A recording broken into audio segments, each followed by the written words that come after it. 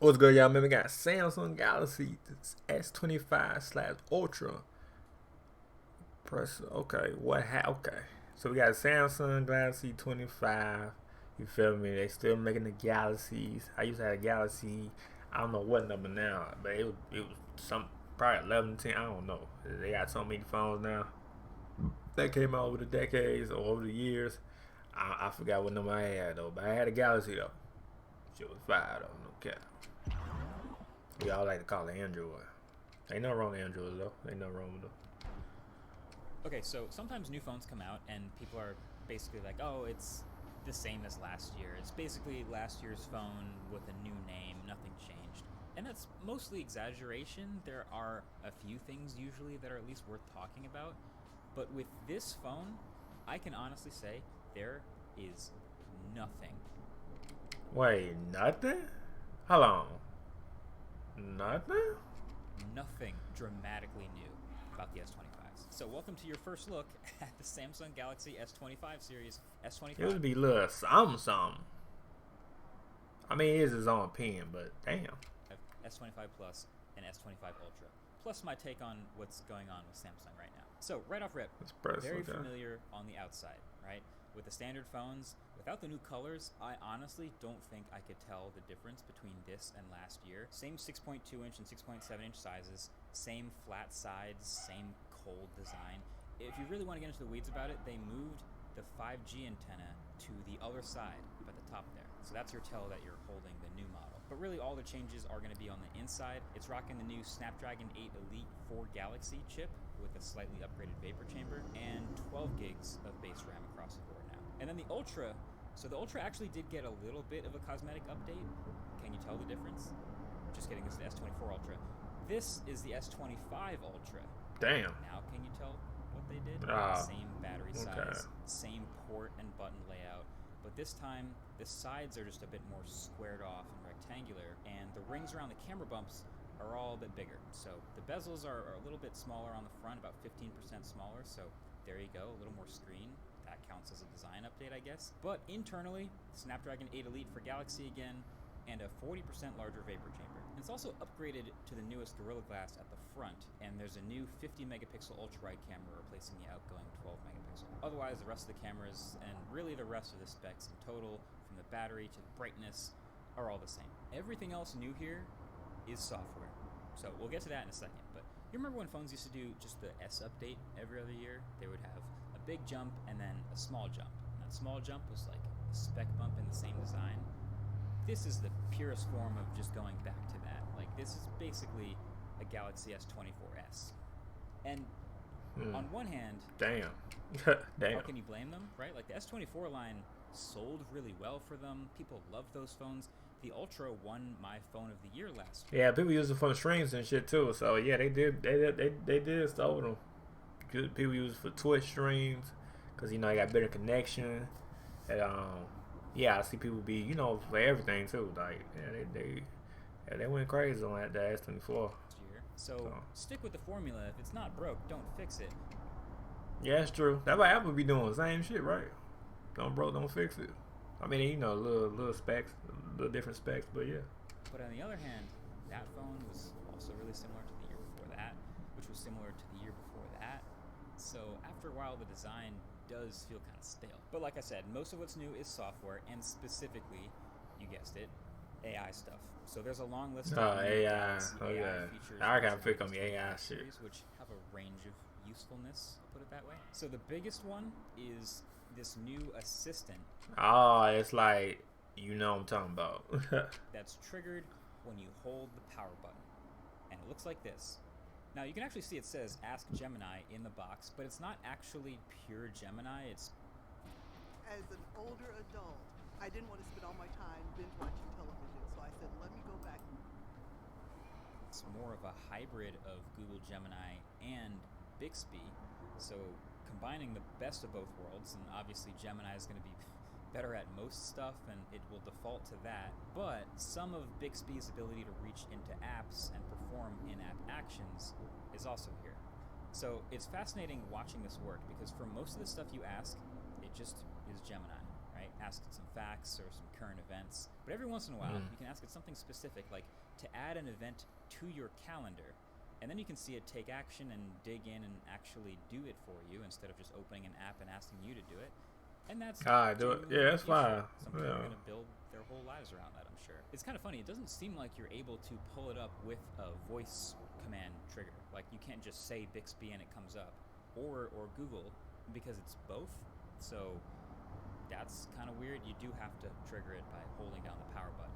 It's basically Gemini with some extensions. Anyway, what else? So there's another one now called AI Select. So instead of the regular text selection, let's say you want to select something a little more complicated. You swipe over from the Edge panel or take a screenshot and invoke AI Select, and it'll use context to let you select whatever's on your screen and do something more useful with it. So if there's a bunch of text and you're reading an article, AI Select will surface writing tools, and then you can summarize that text, or at least the text that's currently on your page. Yeah. Or if you're watching a video, you can pull up AI Select, and there's a tool to make a GIF of whatever's on your screen. So you can select the video and a few seconds of it and make a GIF super easily. I could have sworn they had a way of doing this with the S Pen not too long ago, and I just forgot about it, but it shows you how much I used it. But yeah, making a GIF is easy whenever you want. Okay. There's also now natural language processing in the settings gallery search. So you can just search using regular sentences, and it'll actually find what you're looking for by understanding you. That, I think, is pretty cool. It's useful. I know some less technically inclined people will get a lot of use out of this. And there's also some smaller stuff like this Now Brief widget, which is supposed to give you AI-curated information you need to know at that moment, certain useful things in the morning versus the afternoon. And they also made an equivalent audio eraser tool to what Google had just added to the Pixel phones like a year or two ago. So now any video you have on your phone, whether you took it in the camera app or not, you can clean up the audio and isolate the voice by removing crowd noise or background noise or wind or whatever with a single button press. Oh, okay. How good it is. A lot of these AI features, stop me if you've heard this before, you know, they're cool if they actually work, but it's debatable how much you're actually going to use them. Yeah, that's true. A lot of people don't. Man, all the stuff he's saying is good, but a lot of people ain't use it though. A lot of people are gonna use this for phone calls. That's it. Text message. That's it. Pretty much. And then social media. Pretty much it though. How much value they bring to this phone?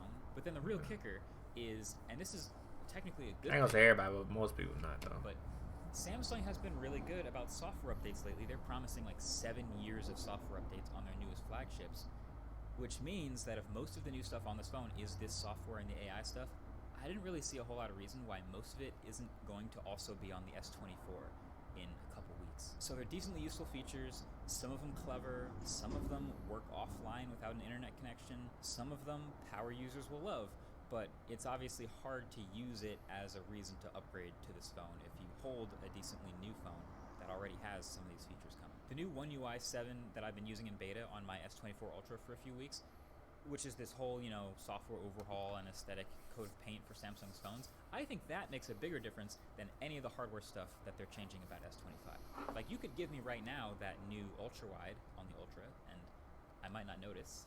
You could give me the slightly bigger screen, I might not notice. The new chip, maybe, but the UI, the software, it is a refreshed look, like across the board, fresh coat of paint with these aesthetics, and also, yes, some iOS-inspired features tucked in there too. The new lock screen customization in particular, I mean, that's right along the same lines as the iOS lock screen update we got a few years ago. So anyway, the S25 line is absolute textbook spec bump, zero risk for Samsung. And because of that, you could argue probably zero risk for the target demographic too.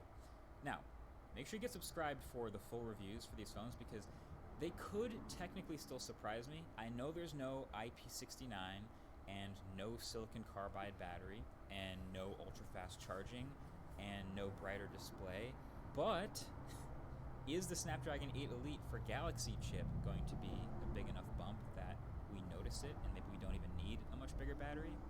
Is the new ISP on that chip going to breathe new life into these cameras? All of this is TBD, so I need to check it out. I also need to see if this new S Pen did in fact lose Bluetooth, because there were rumors about that, and I didn't have time to check. Bluetooth. Yeah, there's still some wiggle room for us to form opinions about these phones. So if you're thinking of grabbing an S25 Ultra, you're probably already considering which clear case to get, because the only way you can tell it from the S24 is by a new colorway. The thing about clear cases, though, is they all eventually start to turn yellow like this. Yeah, so that's what you know. Just looks gross. So, channel sponsor dbrand, with their new Ghost Case 2.0, guarantees that their case will never turn yellow. Like, they literally have guaranteed that if it ever does turn yellow, they'll replace it for free. And I believe them, too. One of the things I've always liked about dbrand is that they always go out of their way to do right by their customers. So, to give you an example, the other thing with clear cases is they can also get scratched pretty easily, which was a problem with the original Ghost Case at launch. So dbrand actually went out of their way to develop a new super scratch resistant 2.0 version of the case from the ground up and offered it as a free replacement to everyone who bought the original Ghost Case. 100% free. So if you want to get a zero yellow in case and to support a company that consistently does right for their customers, I will leave a link to the S25 Ultra Ghost Case down below in the description. Either way, that's been it. Thanks for watching. Catch you guys in the next one. Peace. Anyway, man, like it up, sub my channel, let me know what you think in the comment down below. Let me know what y'all think on the S25, man. Let me know y'all gonna buy it, man. Let me know y'all not. Let me know comment below. And yeah, peace.